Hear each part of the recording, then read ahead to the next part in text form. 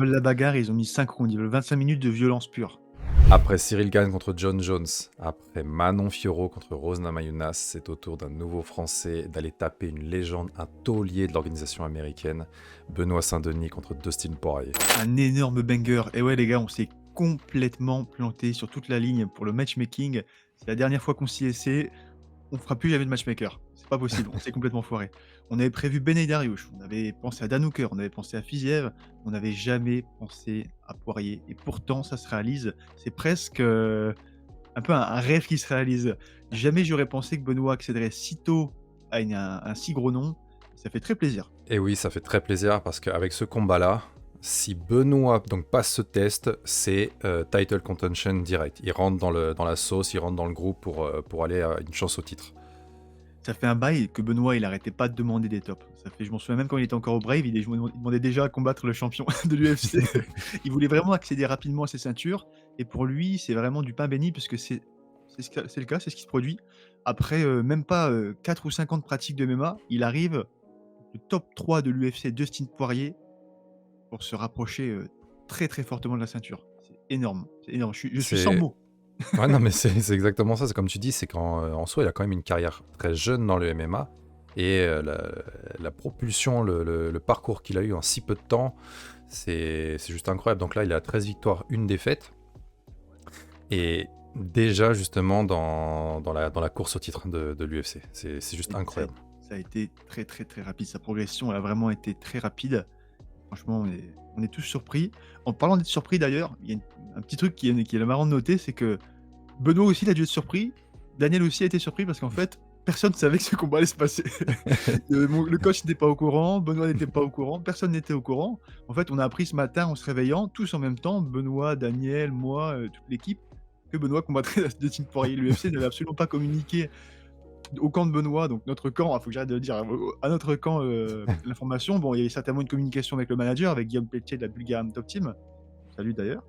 Mais et en tout cas, Daniel, Benoît et moi, on a été pris au dépourvu. On l'a su comme ça, à l'improviste. Donc j'imagine que ça a dû être un réveil en fanfare pour Benoît et il a dû avoir le sourire aux lèvres, comme ça pendant toute la matinée, quoi.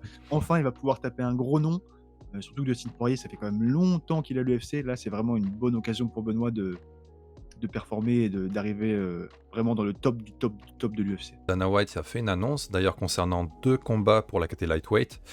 Donc le premier, voilà, c'est Benoît contre Dustin Poirier pour le co-main event de l'UFC 299. Alors, normalement, comme c'est un co-main event, ça devrait se dérouler en 3 rounds. Mais voilà, ça a été matché sur 5 rounds, donc ce qui est Ils encore veulent la plus bagarre. intéressant. Ils veulent la bagarre et ils ont mis 5 rounds. Ils veulent 25 minutes de violence pure.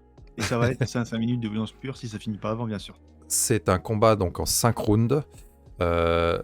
Dustin Poirier, habitué de ce format, parce qu'il a déjà été matché plusieurs fois sur du 5 rounds en main event et même pour la ceinture.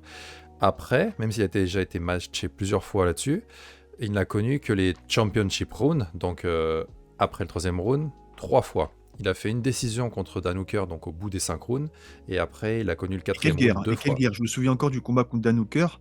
Waouh, c'était vraiment ultra violent, hein. Ah C'était ouais, pas ouais, juste 5 c'était rounds de gestion, c'était 5 rounds de all out à 100% avec tout le on voyait tout le jus, quoi. Donc c'est vraiment 5 rounds, 5 rounds. 5 rounds de pure guerre, ouais. Et les 2 autres fois où il a connu, alors juste le 4e round, c'est contre Justin Gaethje la première fois et contre The Korean Zombie. En fait, dans tous les cas, ça a toujours été des bangers aussi, ça a toujours été vraiment des rounds qui étaient très actifs. C'est ça qui est un petit peu effrayant avec Dustin, c'est qu'à chaque fois, il fait la guerre et il le fait sur l'ensemble du combat, hein. 5 rounds, 3 rounds, peu importe. Il a toujours du jus, il est toujours physiquement très, très bien préparé. Il a un très bon entourage, en termes de préparation physique avec, des mecs que je suis depuis très longtemps. Franchement, ils font du très bon travail. Donc, comme tu dis, il a plus d'expérience que Benoît sur ça, sur cet aspect de championship rounds. Mais bon, Benoît, il a la flamme. Le Ouais. mec, il y a aucune explication technique, c'est juste, il a la flamme. Il a la flamme. Il a le mental, il a la flamme. La flamme. Et Dustin s'entraîne à l'American Top Team Miami en Floride. Voilà, d'ailleurs, l'UFC 299 se passe à Miami en Floride. On le rappelle, cette carte, il y aura en main event Sean O'Malley contre Chito Vera pour la Excellent. ceinture. Il y aura aussi MVP contre Kevin Holland. Il y aura Geoff Neal contre Yann Gary. Voilà, déjà, de base, la carte était phénoménale. Et là, avec ce combat qui se rajoute, c'est juste C'est La carte, incroyable, elle est quoi. vraiment monstrueuse et je suis impatient de voir du coup ce qui nous prépare pour l'UFC 300, puisque quand on voit la qualité de l'UFC 299, je me dis que l'UFC 300, ça va être énorme. Même si rien ne pourra dépasser du coup le 99 vu qu'il y a Benoît dessus, il y a Manon. Pour nous Français, je pense que l'UFC 300, en fait, c'est l'UFC 299. Notre vraie célébration du centenaire UFC, ça va être sur le l'UFC 299. Fait intéressant aussi sur ce combat. Alors, à l'UFC, ça sera la première fois, mais donc tu m'as expliqué tout à l'heure que Benoît avait déjà affronté d'autres gars comme ça par le passé. Dustin est un gaucher.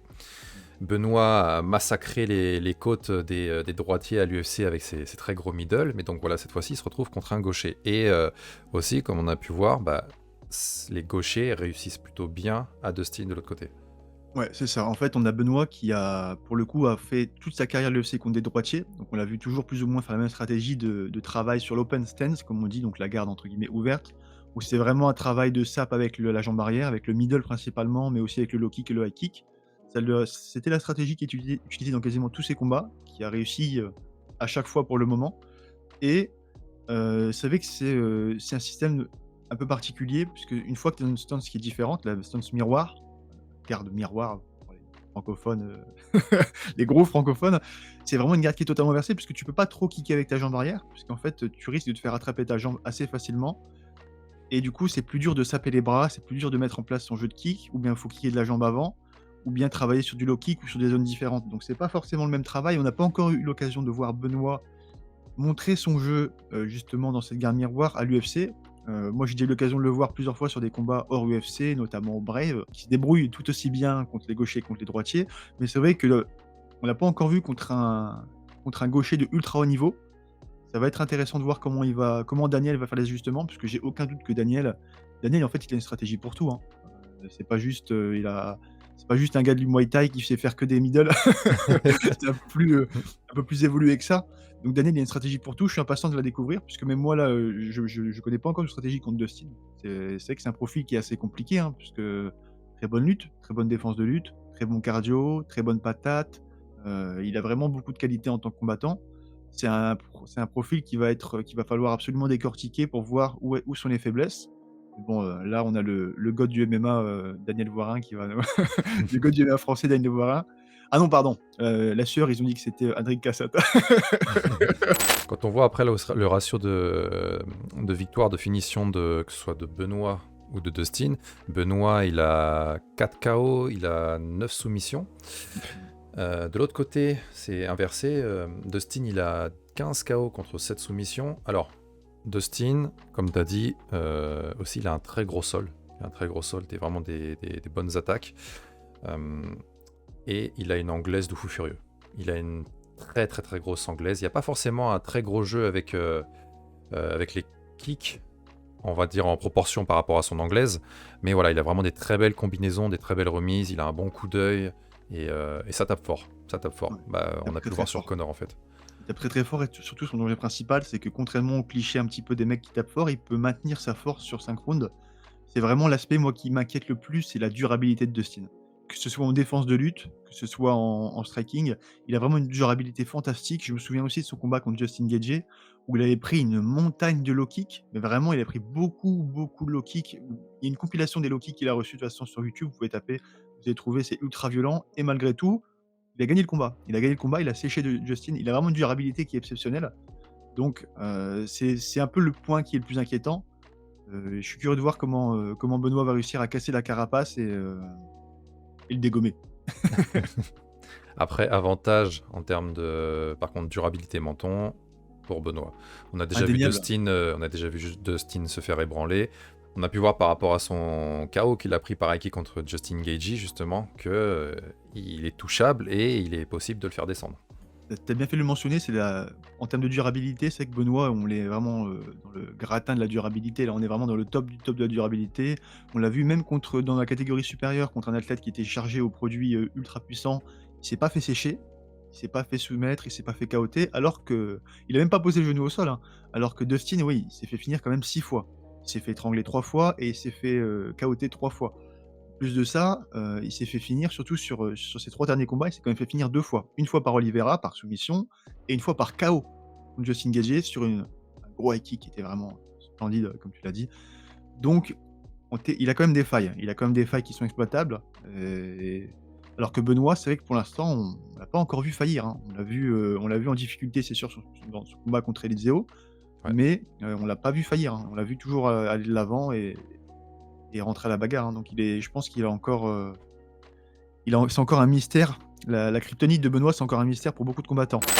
Fait intéressant à souligner aussi, Dustin est à 3-2 dans ses 5 derniers combats. Il a 3 victoires de KO TKO contre Connor et une soumission sur Chandler. Mmh. Et il a 2 défaites, donc contre Gaethje et Charles Oliveira. Néanmoins, pour moi, à l'heure actuelle, Dustin, il est en train d'atteindre, ou alors il a atteint son prime. Il n'est pas sur la redescente, tu vois. Ouais, je suis d'accord. Contrairement certainement à, comment il s'appelle? Ben Hale, qui était vraiment lui un vétéran, pas forcément sur la fin non plus, mais vraiment quand même en phase de descente. Là, c'est vrai que Dustin, il a perdu Gaethje, et contre Oliveira, qui sont tous les 2, c'est en fait, c'est les 2 premiers de la catégorie. C'est vraiment les 2 premiers. Ben Hale avait perdu contre Arman à l'époque où il était pas encore dans le top 5, et il avait également perdu contre, Charles Oliveira. Bon, là, il était dans le top 3 quand même. Donc il avait perdu contre des personnes hors top 5. Là, Dustin a perdu que contre les top, top, top, que contre les 2 premiers. Et il n'a pas Donc c'est montré de vraiment signe pas. de ralentissement, en fait. Non, pas du tout. Il est toujours en pleine condition physique, en pleine condition mentale. Il s'est juste fait surprendre sur le combat de Justin, mais il est pas du tout en phase descendante. Il est toujours au top, il est toujours au prime. Donc ça va être un prime, Dustin contre un Benoît qui est en train d'atteindre son prime, qui n'est pas du tout encore à son prime. Donc ça va être vraiment un banger, absolu, hein. En tout cas, laissez-nous savoir dans les commentaires. Moi, je suis très curieux de savoir quel est votre avis sur ce combat. Est-ce que Benoît a accédé trop vite justement à ce profil qu'est Dustin Poirier, puisque c'est un tueur? Ou bien est-ce que vous pensez ce combat est légitime et que Benoît mérite amplement sa place dans le top 5? Dites-le nous, je serais curieux de voir votre avis. On sera plus proche du combat, on fera une analyse bien poussée sur le style de Benoît, le style de Dustin, on va vous décortiquer ça, ça va être aux petits oignons. Mouah.